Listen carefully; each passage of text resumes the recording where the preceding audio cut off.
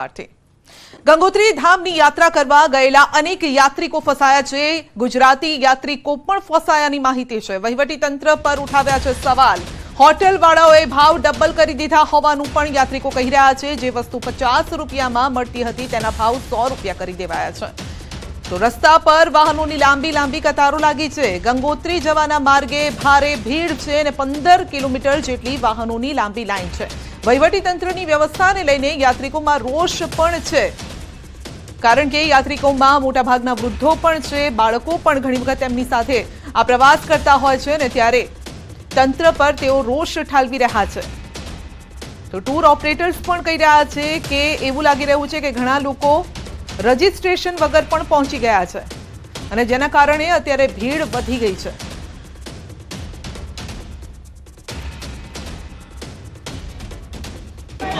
Public police की support में नहीं है सर।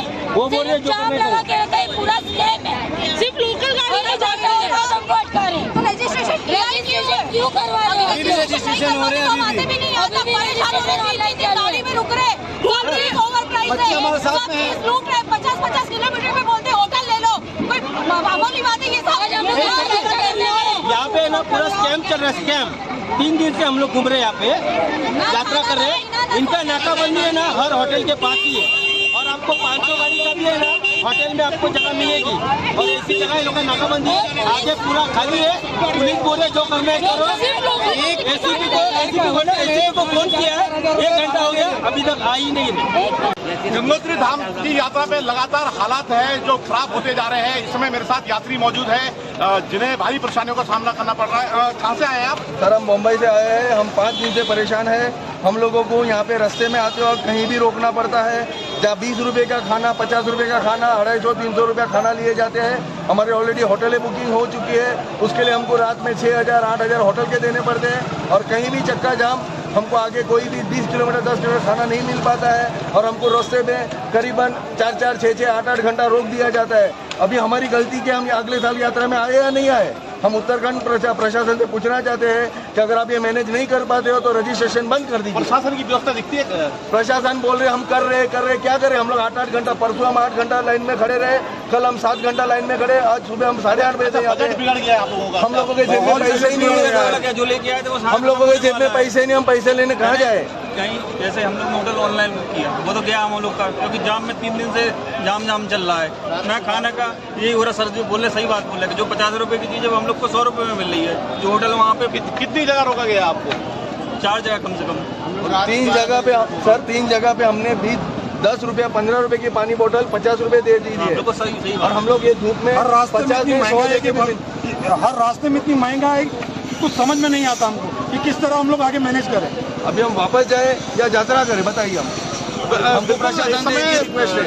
इस समय जो यात्री है भारी परेशानियों का सामना उन्हें गंगोत्री हाईवे पे करना पड़ रहा है। जगह जगह रोका जा रहा है और जो उनका शेड्यूल है पूरी तरह से बिगड़ गया है और जिस तरह से ओवर रेट लिए जा रहे हैं उससे नाराजगी है। और प्रशासन की जो व्यवस्था होनी चाहिए थी गंगोत्री धाम पड़ाव पे वो कहीं पे भी दिखने को नहीं मिल रही है, जिससे जो यात्री है वो अपने आप को ठगा हुआ महसूस कर रहा है। Balbir Kumar, news 18, Gangotri highway, Uttarkashi. भारे पवનમાં ગાંધીનગરમાં ટાવર ધરાશાયી થયું છે। સેક્ટર 26માં મોબાઈલ ટાવર ધરાશાયી થયું। ગઈકાલે ફૂંકાયેલા ભારે પવનથી ટાવર ધરાશાયી, અનેક જગ્યાએ વૃક્ષો પણ ધરાશાયી થઈ ગયા છે। વધુ અપડેટ મેળવીશું સંવાદદાતા ગીતા પાસેથી। જી ગીતા, ગાંધીનગરમાં મોબાઈલ ટાવર ધરાશાયી। जी गईकाले मोड़ी सांजे गांधीनगर में जे टक्कारे धूळनी डमरी ओडी हती एणे मोबाइल टावर सहित કેટલાય વૃક્ષોનો ભોગ લીધો છે। કેટલા બધા વૃક્ષો પડી ગયા હતા રસ્તા ઉપર અને સેક્ટર 26 में મોબાઈલ ટાવર ધરાશાયી થયું હતું। આ ટાવર એક મકાન પર પડ્યું હતું, પરંતુ કોઈ જાનહાનિના સમાચાર નથી। અને ટાવર આ ટાવર ખરેખર મુજબ હતો કે કેમ એ મુદ્દે હાલ તંત્રએ તપાસ શરૂ કરી છે। પરંતુ એવું કહી શકાય કે ગાંધીનગરમાં જે પ્રકારે પવન ફૂંકાયો તેને કોઈને અપેક્ષા નહોતી કે આ પ્રકારે સાઉથી વાવાઝોડા પવન ફૂંકાશે, આટલી ઝડપે ફૂંકાશે અને આ પ્રકારની કોઈ ઘટના ઘટશે। તો આ જે પડી ગયેલો ટાવર છે તેને હટાવી દેવામાં આવે છે। અને મેં પહેલા પણ કહ્યું હતું કે ટાવર પડતા એ ટાવર ખરેખર નિયમ મુજબ લગાવવાનો હતો, નિયમ વિરુદ્ધ લગાવવાનો હતો। નેક્સ્ટ આ પ્રકારની ઘટના ન બને તે માટે સાવચેતીના પગલાં તંત્ર દ્વારા લેવામાં આવી રહ્યા છે. જી ગીત આપનો આભાર. આ તરફ અમદાવાદમાં પણ કમોસમી વરસાદે ભારે તારાજી સર્જી છે. સાણંદ એપીએમસીમાં મોટી નુકસાની થઈ છે. એપીએમસીમાં ખુલ્લામાં પડેલું અનાજ પલળી ગયું છે, કોથળા પણ પલળી ગયા છે, જેના કારણે આ તમામ જે અનાજ છે તે હવે બાતલ જશે. તો ખુલ્લામાં પડેલો માલ તરબોળ થઈ ગયો પાણીમાં.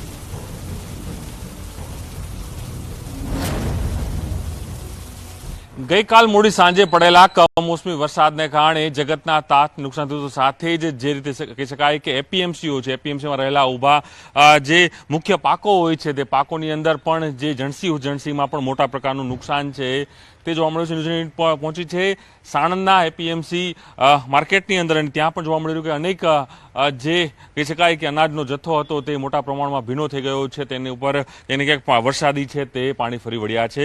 અહીંના જે વેપારી જોડાયા છે વાત કરું તેમની સાથે જ ખાસ કરીને સાણંદ એપીએમસી છે, કદાચ આસપાસના વિસ્તારમાં સૌથી મોટી એપીએમસી છે. કેટલું નુકસાન આપ માનો છો કે ગઈકાલે જે વરસાદ થયો, કમોસમી વરસાદ થયો છે, તેના કારણે કેટલું નુકસાન આપના એપીએમસીમાં જોવા મળી રહ્યું છે? દરેક વેપારીને ઓછામાં ઓછું 1 લાખ 1.5 લાખથી વધારે નુકસાન હશે. ડાંગરનો સ્ટોક છે, હા, અને ડાંગર પલળવાથી, ક્વોલિટી બગડવાથી એનો ભાવ ઓછો માર આવશે. નુકસાન મોટા પ્રમાણમાં છે.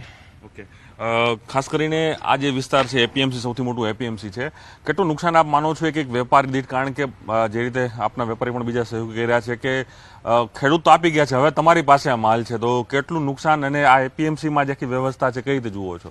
ઓછામાં ઓછું 1.5 થી 2 લાખનું નુકસાન ડાંગરની અંદર ઓછામાં ઓછું 1.5 થી 2 લાખનું નુકસાન છે.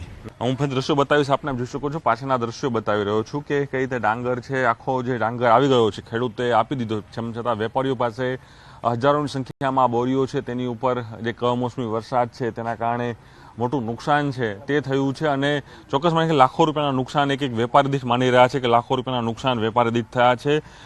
ચોક્કસ એ માની શકાય કે કમોસમી વરસાદ જે રીતે આવે છે તેને લઈને જગતનો તાત હોય કે વેપારી હોય, આ તમામ લોકો માટે એક મુસીબત છે તે અહીં સાબિત કરતો રહ્યો છે. કેમેરા કિંગ રાઠોડ સાથે પ્રણવ પટેલ, ન્યૂઝ 18 અમદાવાદ, સાણંદ.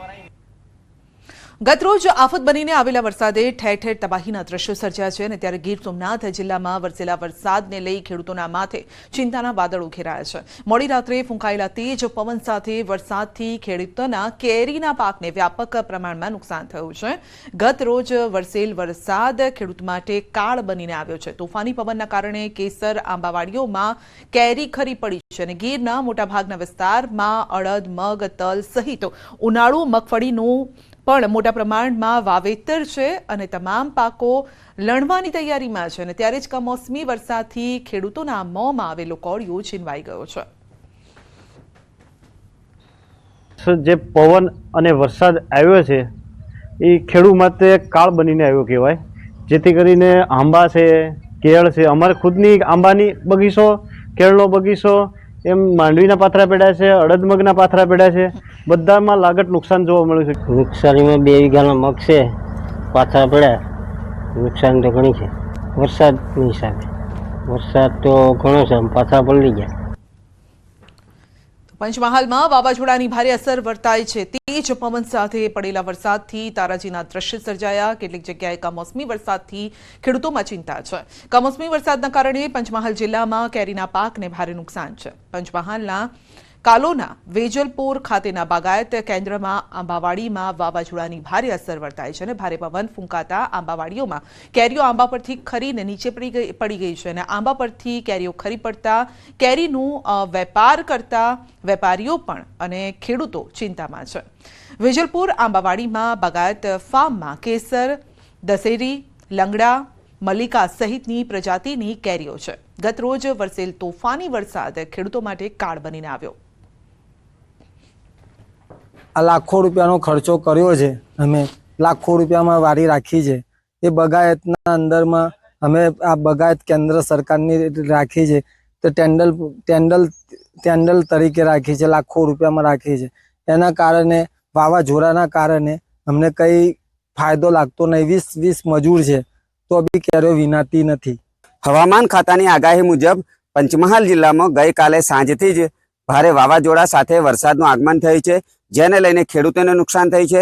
તો ક્યાંક ને ક્યાંક જે આંબા છે તેના ઉપર કેરી હતી તે પણ વાવાઝોડાને લીધે પડી ગઈ હોવાના દ્રશ્યો જોવા મળી રહ્યા છે. હાલ આપણે પંચમહાલ જિલ્લાના વેજલપુર ખાતે આવેલા બાગાયત કેન્દ્ર ખાતે છે અને અહીંયા અંદાજિત હજારો આંબાના જે વૃક્ષો છે જે આવેલા છે અને આ આંબાના વૃક્ષોમાં જો વાત કરવામાં આવે તો અહીંયા મલ્લિકા, દશેરી, રાજાપુરી, કેસર સહિતની જે પ્રજાતિની કેરીઓ છે તે છે આપ દ્રશ્યોમાં જોઈ શકો છો. હાલ હું આપને અહીંયા દ્રશ્યો બતાવવાનો પ્રયત્ન કરીશ. આપ જોઈ શકો છો જે વાવાઝોડું હતું જેને લઈને આ તમામ જે કેરીઓ છે એ કેરીઓ નીચે પડી ગઈ છે અને નીચે પડી જતા જે અહીંયા જે કેરીઓનો જે કોન્ટ્રાક્ટ લીધો છે તેને ભારે નુકસાન થવાની સંભાવનાઓ પણ જોવા મળી રહી છે. આપ જોઈ શકો છો આંબાની જે ઠેર ઠેર જે કેરી છે તે પડી ગઈ છે અને જેના કારણે જે અહીંયા જે કોન્ટ્રાક્ટર છે તેને ભારે નુકસાન થવાની સંભાવના કોન્ટ્રાક્ટર દ્વારા વ્યક્ત કરવામાં આવી છે. જો કે મોડી સાંજે જે વાવાઝોડું હતું તે શમી ગયું હતું, પરંતુ હજી પણ આગામી 2-3 દિવસ સુધી જે આ વાવાઝોડું અને વરસાદની જે સ્થિતિ છે જેને લઈને જો વધુ વાવાઝોડું આવે તો કેરીઓને ભારે નુકસાન થવાની સંભાવનાઓ પણ વ્યक्त કરવામાં આવી રહી છે. राजेश जोशी, न्यूज़ 18 गुजरात के सभी जिलों के लिए। और आज के लिए जो थंडर स्टॉर्म की वार्निंग दी गई है वो गुजरात और सौराष्ट्र रीजन के सभी जिलों के लिए थंडर स्टॉर्म की वार्निंग है। और थंडर स्टॉर्म जब होगा उस टाइम विंड की स्पीड रहेगी 40 से 50 kmph के आसपास। और जो डे 2 के लिए मतलब कल के लिए जो फोरकास्ट दिया गया है गुजरात और सौराष्ट्र रीजन के लिए आइसोलेटेड प्लेसेस पे लाइट रेन होने का पूर्वानुमान दिया गया है। और जो डिस्ट्रिक्ट हैं जहाँ पे लाइट रेन होगी कल के लिए वो है द्वारका, भावनगर, मोरबी, पोरबंदर, राजकोट, जूनागढ़, अमरेली, गिर सोमनाथ, दीव। और गुजरात रीजन के नवसारी, वलसाड़, डांग, दादरा नगर हवेली और दमन, जहाँ पे लाइट रेन और साथ में थंडर स्टॉर्म लाइटनिंग होगी। और जो कल के लिए थंडर स्टॉर्म की वार्निंग दी गई है वो है थंडर स्टॉर्म के लिए जिन प्लेसेस पे वार्निंग दी गई है वहाँ पे विंड स्पीड रहेगी थंडर स्टॉर्म के टाइम 30 से 40 kmph। और डे 3 के लिए जो गुजरात और सौराष्ट्र रीजन के लिए आइसोलेटेड प्लेसेस पे लाइट रेन होने का पूर्वानुमान दिया गया है वो ज़िले हैं अमरेली, राजकोट, गिर सोमनाथ, दीव। और गुजरात रीजन के लिए नवसार, वलसाड़ी, डांग, तापी, दादरा नगर हवेली और दमन है। और डे 4 की बात करेंगे जहाँ पे आइसोलेटेड प्लेसेस पे लाइट रेन होने का पूर्वानुमान दिया गया है वो गुजरात रीजन के जो डिस्ट्रिक्ट है जहाँ पे लाइट रेन होगी वहाँ पे वो है नवसारी, डांग, वलसाड़ और दादरा नगर हवेली।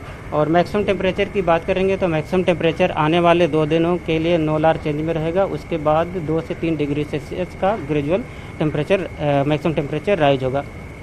और मैक्सिमम टेम्परेचर रियलाइज की बात करेंगे अहमदाबाद और गांधीनगर के लिए तो अहमदाबाद का जो मैक्सिमम टेम्परेचर कल रियलाइज हुआ था वो 42.4 डिग्री सेल्सियस और गांधीनगर का 41.8 degree Celsius maximum temperature realise हुआ था। और पूरे ओवरऑल गुजरात स्टेट की बात करेंगे जहाँ पे मैक्सिमम टेम्परेचर सबसे ज़्यादा रियलाइज हुआ था वो दिशा में 42.8 डिग्री सेल्सियस। सर अहमदाबाद में कैसी सिचुएशन रहेगी? अहमदाबाद में आज जो फोरकास्ट दिया गया है लाइट से मॉडरेट रेन का आइसोलेटेड प्लेसेस में। और जो थंडर स्टॉर्म होगा उसकी स्पीड रहेगी 40 से 50 kmph के बीच में।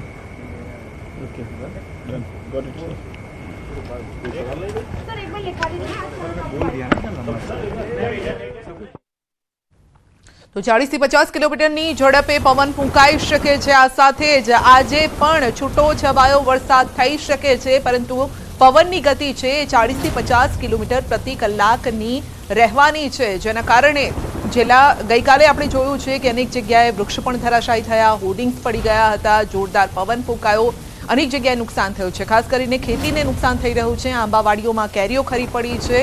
તો અલગ અલગ રીતે આ નુકસાનીના સમાચાર ગઈકાલે આવ્યા છે, માટે આજે સાવચેત રહેજો, કારણ કે હજુ પણ 2 થી 3 દિવસ આ પ્રકારનું વાતાવરણ રહેવાનું છે। ત્યારબાદ અત્યારે થોડી ઠંડક જોવા મળી રહી છે, પરંતુ 3 દિવસ બાદ ફરી એક વખત ગરમીનો રાઉન્ડ જોવા મળશે।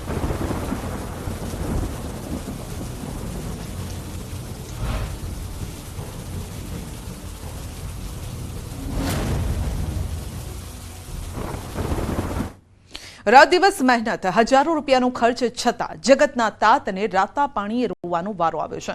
બનાસકાંઠા પંથકમાં પડેલા કમોસમી વરસાદના કારણે ખેડૂતોના મોઢે આવેલો કોળિયો છીનવાયો છે। ભારે પવન સાથે વરસાદ પડતા બાજરી સહિતના પાકને નુકસાન છે, ત્યારે હજુ પણ વરસાદની આગાહીથી ખેડૂતોના માથે ચિંતાના વાદળો ઘેરાયા છે। તો ભર ઉનાળે વરસાદ અને તે પણ તેજ પવન સાથે મિની વાવાઝોડાની સ્થિતિએ ખેડૂતોની કમર તોડી નાખી છે અને ખાસ કરીને કેરી પકવતા ખેડૂતોની હાલત દયનીય છે।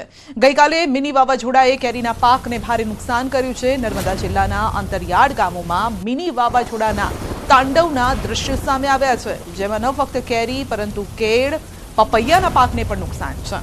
ખેડૂતોનો ઊભા પાકને લઈને જે નુકસાન થયું છે તેને લઈને ચિંતા પણ વધી છે।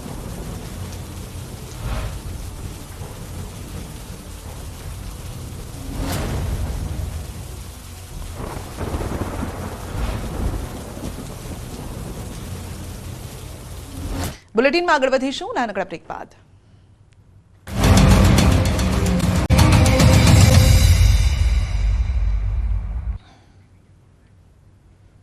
તો હજુ પણ 3 દિવસ વરસાદી માહોલ રહેવાનો છે। ગઈકાલે તો ફક્ત ટ્રેલર હજુ હતું અને હજી 3 દિવસ આ જ રીતે જોરદાર પવન ફૂંકાઈ શકે છે, સાથે વરસાદ પણ થઈ શકે છે। આજે પણ અમદાવાદમાં છૂટોછવાયો વરસાદ અમુક વિસ્તારોમાં થઈ શકે છે। તો આ અંગે જે વધુ અપડેટ મેળવીશું અમારા સહયોગી વિભુ પાસેથી। વિભુ આપણી સાથે જોડાઈ ગયા છે। જી વિભુ, હજુ તો ચોમાસું બેઠું નથી અને તે પહેલા જ વાવાઝોડું, મિની વાવાઝોડું ગઈકાલે ગુજરાતના લોકોએ જોયું છે। આવનારા દિવસો કેવા રહેવાના છે?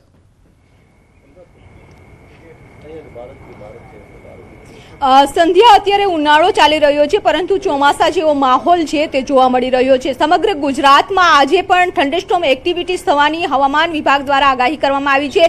આપણી સાથે જે હવામાન વિભાગના જે साइंटिस्ट છે रामाश्रय यादव, सर आप बताइए कि आज का फोरकास्ट क्या रहेगा? आज के लिए जो फोरकास्ट दिया गया है, गुजरात स्टेट के लिए आइसोलेटेड प्लेसेस पे लाइट से मॉडरेट रेन होने का पूर्वानुमान दिया गया है। और जो गुजरात स्टेट के हैं जहाँ पे मतलब लाइट से मॉडरेट रेन होगी वो गुजरात स्टेट के सारे ज़िले कवर हो जाएंगे। और जो विंड स्पीड होगी थंडरस्टॉर्म के टाइम वो 40 से 50 kmph के बीच में रहेगी। और जो गुजरात स्टेट के लिए आज थंडरस्टॉर्म के लिए येलो अलर्ट जारी किया गया है। सर अहमदाबाद में कैसा मौसम रहेगा? अहमदाबाद में भी आज थंडरस्टॉर्म होने का पूर्वानुमान दिया गया है। और थंडरस्टॉर्म के टाइम जो विंड की स्पीड होगी वो 40 से 50 kmph के बीच में रहेगी। जी विभू, आपનો આભાર અમારી સાથે જોડાવા બદલ। તો હવામાન વિભાગની આ પ્રકારની આગાહી છે। તો સુરતના રહેવાસી 8 લોકો નર્મદા નદીમાં ડૂબ્યા છે અને સુરતના 8 પ્રવાસીઓ પોઈચા આવ્યા હતા। નદીમાં નાહવા પડતા 8 લોકો ડૂબી ગયા છે। 3 બાળકો સહિત 8 લોકો પાણીમાં ડૂબ્યા છે। સ્થાનિકોએ એકને બચાવી લીધો છે, અન્યની શોધખોળ હજુ પણ યથાવત છે। મૂળ અમરેલી જિલ્લાના વતની અને હાલ સુરતમાં રહેતા હતા। આ પ્રવાસીઓ પોઈચા આવ્યા હતા જ્યાં આ બનાવ બન્યો છે। હાલમાં રાજપીપળા ટાઉન પોલીસ, રાજપીપળા નગરપાલિકાના ફાયર ફાઇટર પોઈચા પહોંચ્યા છે। તો અપડેટ મેળવીશું સંવાદદાતા દીપક પાસેથી। જી દીપક, પોઈચા આમ પણ કહેવાય છે કે ડેન્જરસ છે, અહીંયા નાહવું એ ડેન્જરસ છે, તેમ છતાં પ્રવાસીઓ અહીંયા આવ્યા અને તેઓ ડૂબ્યા છે। અપડેટ શું છે? બિલકુલ, વાત કરીએ તો જે હાલ જે સુરતના જે પ્રવાસી હતા એ પ્રવાસીઓ હાલ આજે ગરમીના કારણે નર્મદા નદીમાં નાહવા આવ્યા હતા અને જે નાહવા આવ્યા બાદ જેઓ 2 જણા જે નાહતા હતા જે ડૂબતા એમને અન્ય લોકો બચાવવા જતા લગભગ 8 જેટલા લોકો હાલ ડૂબી ચૂક્યા છે। જેમાંનો એક વ્યક્તિ જે છે ત્યાંના સ્થાનિક નાવિકો હતા, એ નાવિકોએ તેને બચાવી લીધા છે, પરંતુ હજુ 7 જણા લાપતા છે। કારણ કે નર્મદા નદીમાં જે પાણી છે પાણી હાલ છોડવામાં આવી રહ્યું છે અને વધારે પડતું છે। એટલે કહી શકાય કે જે હાલ જે ડૂબેલા છે જેમની શોધખોળ શરૂ કરી દેવામાં આવી છે। રાજપીપળા ફાયર બ્રિગેડની ટીમ અને પોલીસ ખાતું ત્યાં પહોંચી ચૂક્યું છે। હાલ તો આજે 7 જણા જે ડૂબ્યા શરૂ છે। જી, તેમાં 3 બાળકો પણ હતા। હા, જે કહી શકાય કે જે બાળકો હતા જે બાળકો જ પ્રથમ ડૂબ્યા હતા અને જેને બચાવવા માટે મોટેરા પડ્યા અને તેમને એક પછી એક જ્યાં પાણીમાં ગરકાવ થઈ જતા ટોટલ 8 વ્યક્તિ થયા છે। એટલે જે 3 બાળકો જે છે બાળકો લગભગ 15 થી 17 વર્ષના હતા અને તે લોકોને બચાવવા જતા જ આ ઘટના ઘડી છે। જી દીપક, પરંતુ આ પહેલા પણ અહીંયા પોઈચામાં આ પ્રકારની ઘટના સામે આવી ચૂકી છે। એ સમજવા માંગીએ છીએ કે આ પટ કયા પ્રકારનો છે, કારણ કે ઉબડ-ખાબડ અહીંયા છે અને કઈ રીતે તેમ છતાં એ સાવધાની કેમ આસપાસના લોકો અથવા તંત્ર કેમ નથી વર્તતું? બિલકુલ કહી શકાય કે જે નર્મદા નદી છે જ્યાં ચાણોદ અને પોચાની વચ્ચેની જે પાણી હોય છે એ ડુબાણ વિસ્તારમાં આવે છે જ્યાં પાણી બી વધારે હોય છે, જ્યાં નાવડીઓ ફરતી હોય છે, પરંતુ વારંવાર ચેતવણી આપવા છતાં તંત્ર દ્વારા ચેતવણી આપવા છતાં પણ જ્યાં પ્રવાસીઓ છે જે નાહવા પડે છે અને આવી વારંવાર ઘટનાઓ બને છે. ગઈ સાલ પણ લગભગ 5 જેટલા વ્યક્તિ જે પોચા પાસે નર્મદા નદીમાં ડૂબ્યા હતા. આજે ચાલુ વર્ષે પણ 8 જણા જેટલા ડૂબ્યા છે. એટલે ચેતવણી તો જે તંત્ર છે તે ત્યાં બોર્ડ મારેલા પણ છે કે નાહવા નહીં પડવું, મગરનો પણ ભય હોય છે, પરંતુ આ જે પ્રવાસીઓ છે એ જે લોકો નાહવા પડે છે ને આવી ઘટના વારંવાર બનતી રહે છે. જી, આ પ્રવાસીઓ ક્યાંના હતા અને કેટલા લોકો હતા આમાં? જે બિલકુલ કહી શકાય કે જે પ્રવાસીઓ જે છે એ સુરતના વતની છે. સુરતથી અહીંયા આગળ આવ્યા હતા અને સુરતના જે લોકો જે છે એ પોતાનું પ્રાઇવેટ વાહન કરી અને આવ્યા હતા અને ત્યાં જે ડૂબેલા છે એમના પરિવાર પણ એમની સાથે છે. જી, જે લોકો ડૂબ્યા હતા તેમની શોધી લેવાયા છે? જે ડૂબ્યા હતા જેમના 7 લોકો લાપતા છે, તેમની લાશ હજુ એમની શોધખોળ શરૂ છે, પરંતુ એક વ્યક્તિ જે છે જે બહાર પાણીમાં આવી જતા તેનો આબાદ બચાવ થયો છે. નાવિકોએ એને જીવતો બહાર કાઢ્યો છે. જી, એટલે આપ જે રીતે કહી રહ્યા છો કે હજી શોધખોળ ચાલી છે, કોઈ હજી મળ્યું નથી. જે લોકો 7 લોકો ડૂબ્યા છે તેનો મતલબ એમ કે ઊંડાણ વધારે છે જેના કારણે તરવૈયાઓ પણ શોધી નથી શકતા તેમને. જી બિલકુલ, ખાસ જે નાવિકો છે જે ત્યાંના સ્થાનિક નાવિકો છે, નાવિકો પણ તેમને સાથ સહકાર આપે છે. ફાયર વિભાગની રાજપીપળાની ટીમ પણ ત્યાં પહોંચી ચૂકી છે અને આ ટીમ પહોંચતા જ જેમની શોધખોળ ચાલુ છે, પરંતુ જે પાણીનું ઊંડાણ છે એ ઊંડાણ ઘણું હોવાને કારણે જે લોકો ક્યાં છે અને કેટલી ઊંડાણમાં છે જેની તપાસ હાલ ચાલુ હોય છે અને એમની શોધખોળ ચાલી છે. લાઈફ જેકેટથી અંગાથી તમામ લોકો પણ જ્યાં સ્થાનિકો ત્યાં જે લોકોની શોધખોળ કરી રહ્યા છે. જી દીપક, આપનો આભાર અમારી સાથે જોડાવા બદલ. બુલેટિનમાં અત્યારે બસ આટલું જ. રજા આપશો. નમસ્કાર.